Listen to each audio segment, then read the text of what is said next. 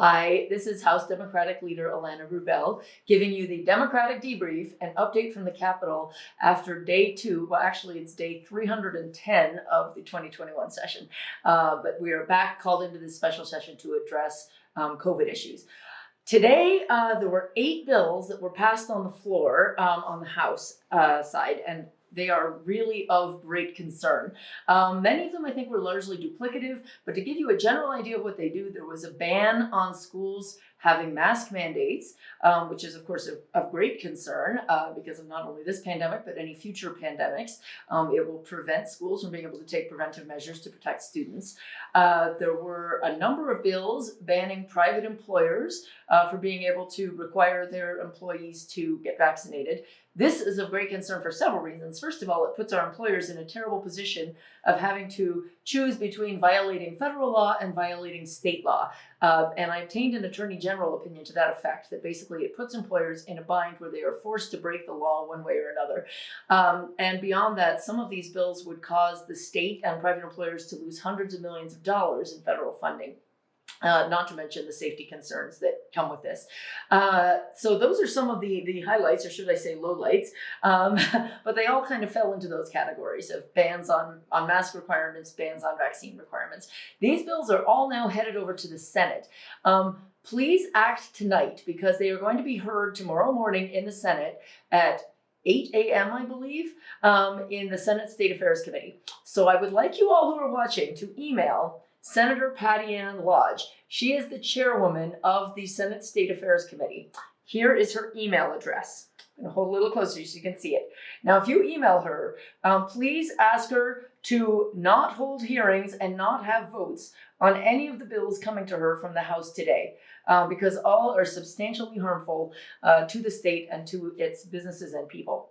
So once again, if you could email Senator Patty Ann Lodge tonight and ask her not to allow any of the bills from the House to advance. And hopefully she'll get those messages before she holds her hearing tomorrow morning. Thank you so much. Good evening, everyone. This is Michelle Stennett. I'm the Senate Democratic Leader, and we're trying to give you an update about what happened on the Senate side today. This is the second day of reconvening the extended session. We did go into State Affairs, a committee that I'm on this morning, to have an informational discussion about 3 bills. We chose not to vote on them because, like many of the bills that are happening on the House side and on the Senate side, they have not been written, they were written in a hurry, and so they don't meet constitutional muster. They're not crafted particularly well. They need a lot of work. And so it was mostly to have a wide dialogue with the committee and with the public to get some ideas about how they could be improved or whether we need to continue to entertain them at all.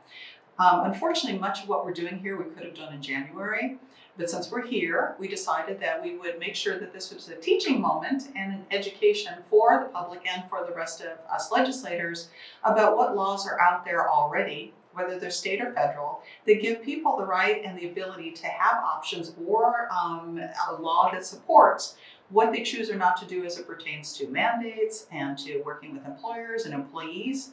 One would hope that when anybody is employed by an employer, that they have an employee manual and they understand clearly what the expectation by the employer is before they start. But understanding that many of these things are happening while people are employed, there needs to be earnest dialogue about what the laws do cover.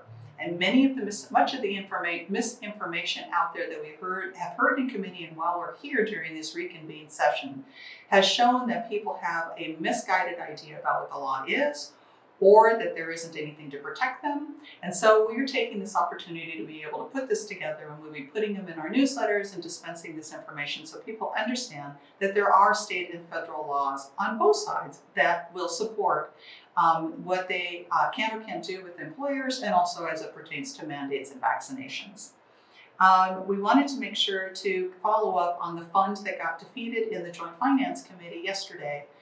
There was going to be a third fund that the pro tem of the Senate and the Speaker of the House were able to alone manage and decide on without any sidebars, without any discussion, without any permission from taxpayers, and it's taxpayer money that's in these funds, and also the legislature that is supposed to appropriate them. And so we feel like it is misguided to say that the other 2 defense funds are going to be used for the purposes that the one failed defense fund was going to do without any permission from the people whose money it comes from. So you'll be probably hearing more about that. Just wanted to let you know that you should be able to see some information, what the laws are to protect you or guide you in your choices and much of what we're talking about in this building. So please pay attention and we'll keep you posted about what's happening for tomorrow's session.